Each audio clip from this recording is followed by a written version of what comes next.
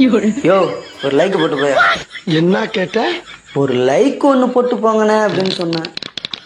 மேலும் பல சத்தான, சுவையான, சுலபமான உணவு வகைகளுக்கு வேதை குயிசின் சேனலை சப்ஸ்கிரைப் செய்யவும். நன்றி, வணக்கம். மறக்காம சர்ப்ரைஸ் பண்ணுங்க.